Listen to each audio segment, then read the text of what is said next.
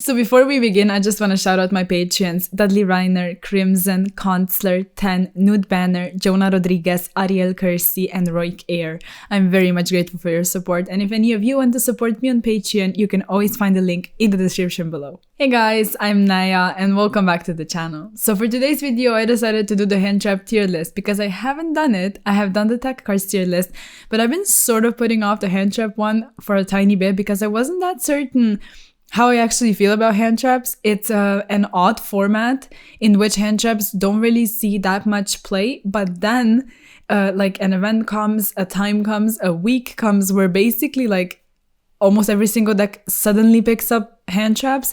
And we have seen this trend with even Tier Lament running hand traps after it has been established for a little while, and a couple events people saw success with hand trap version of Tier Lament.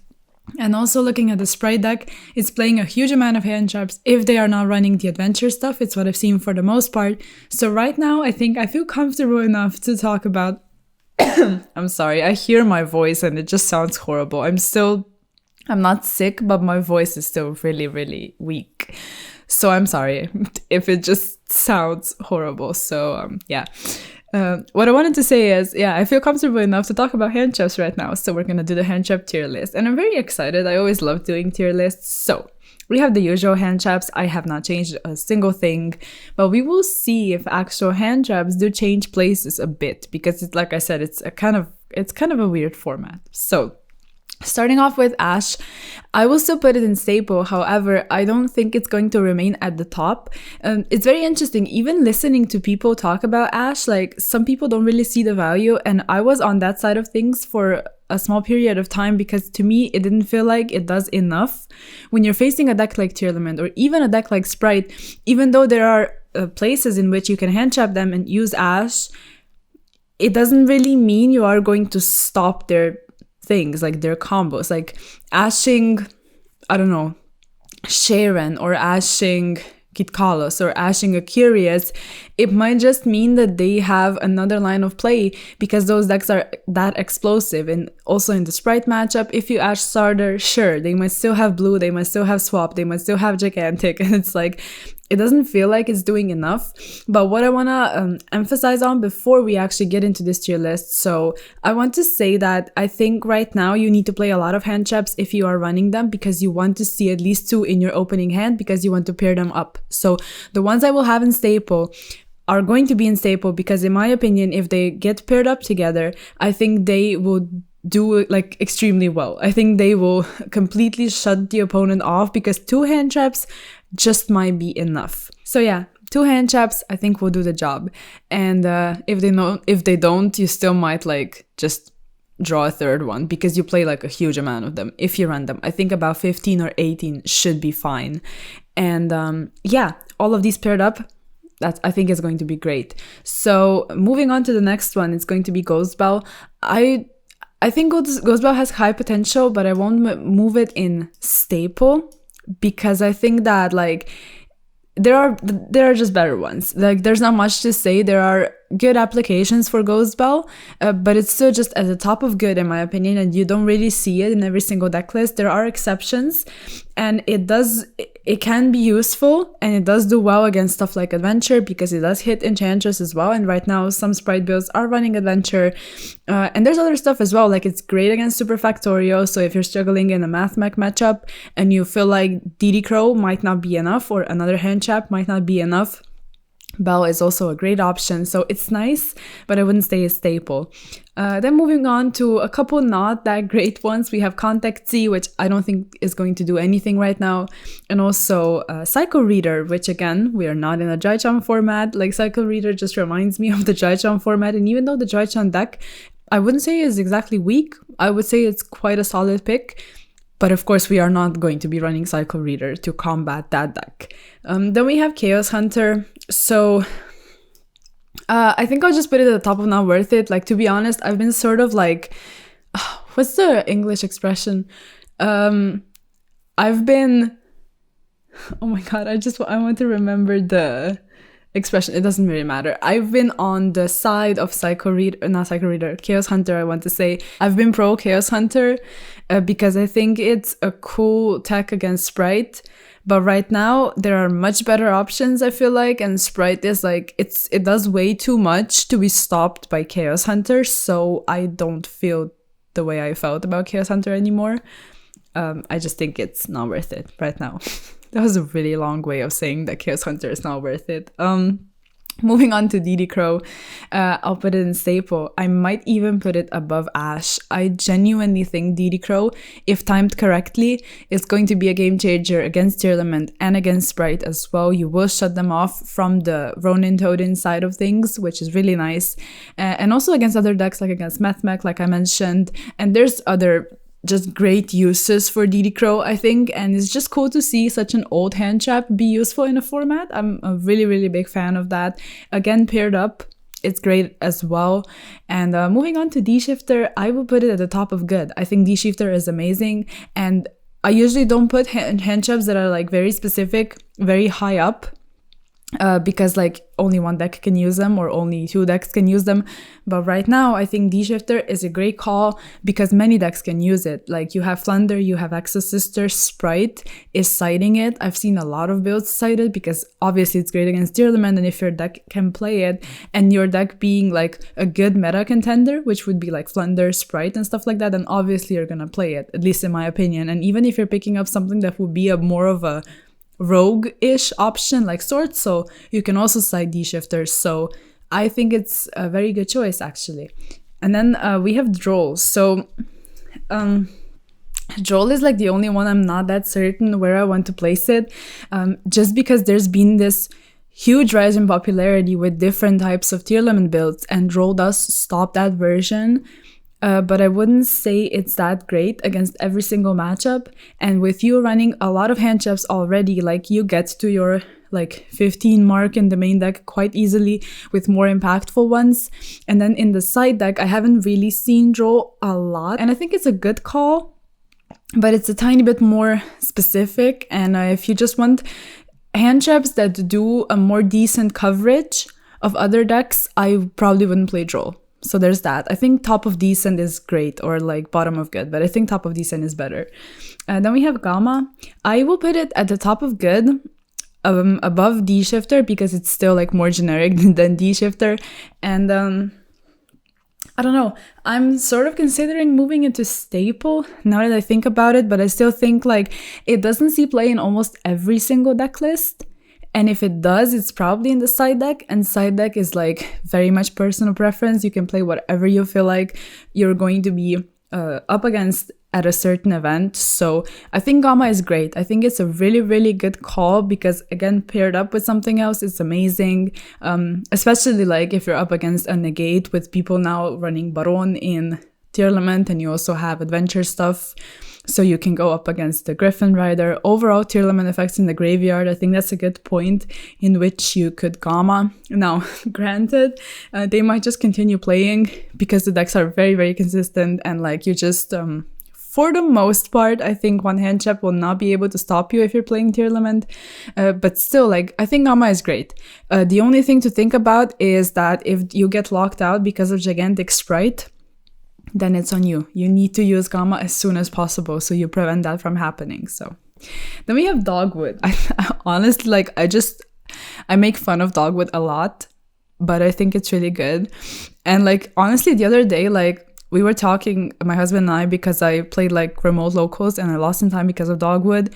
And I think like, I think it's okay. I think it's quite decent. So what my husband said was, he was like, you know what? We should probably side it. Like we should just literally side it because you need stuff to win in time, and games take such a long time. And if we don't, like if we won't have 45 minutes, I think this was like for one event, or was it for like, I'm not sure if it's going to be official, like moving forward in Europe and USA and like everywhere else in the world. But if we stay at the 40-minute mark, I think it's not enough time. So I honestly think like Dogwood should probably go in decent. Like it's not good yet. If more people start playing it, then sure. But also Tearlament has other cards to play in.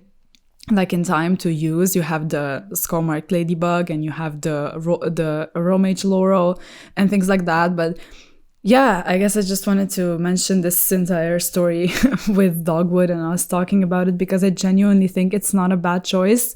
If you're up against Tearlament and they use any kind of effect, literally any kind of effect, because they will special summon, immediately you get advantage out of it. So yeah, I think it's not that bad. It's a weird time we're in, but yeah. Then we have Gnome Materials, so I will probably put this in not worth it. Like, it seemed okay against punk stuff a little while back, but right now I don't really think it's useful, which is really sad to see, because I think the card is cool, but I don't really see the potential. Then we have Impermanence. So Impermanence, in my opinion, right now is really, really strong. Again, pairing up Impermanence, and then you just have just the sheer power of Impermanence. It's great against the 6th card. It's really good against Tearlament, actually. Like, if you use it in the correct point in time, or if you sort of know the matchup and the deck, and you know that it's going to hurt them. If you do it on Kitkallos, like, a Tearlament player is just going to lose so much advantage, not being able to use the second effect of Kitkallos as well. They would like need to somehow get rid of it, fusion summon again to like put it back, and then fusion summon again to get it out. And it's just like, I guess if they draw instant fusion, then sure, but without that, I don't think it's going to do much, like the Kitkallos. So yeah, Impermanence I think is great. Also, I'm curious if you don't want to be dealing with anything in the graveyard. Like I said, as the 6th card is great. Against Sprite, it's really nice because usually they will go for red, so it plays around that. It plays around talents, which again some people play because they expect hand traps. It plays around call by as well, and just there's so many uses for it. And together with it, I will also adjust Veiler, which let's put it over here. It's still a worse Impermanence, and it is worse than Ash and Didicro in my opinion. But with you playing that many hand traps in the main deck, you will probably dedicate one playset to Veiler, because going second, it has pretty much the same applications as Impermanence. You only need to keep in mind to use it during the main phase, obviously, and not during your turn, so it's not that great as a 6th card. But hopefully if you enjoyed and maybe pair it up, like this, the entire theme of this video today is like pair up your hand traps. So yeah, Veiler. It's really nice in my opinion. And then we have Mourner.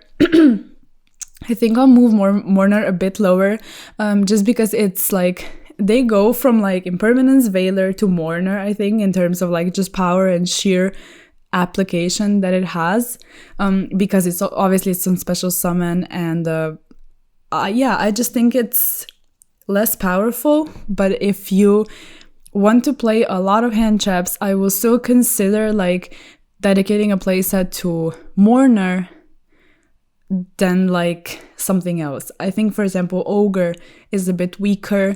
So it just depends on how many hand traps you realistically want to play. And yeah, I think that's pretty much it when it comes to Mourner.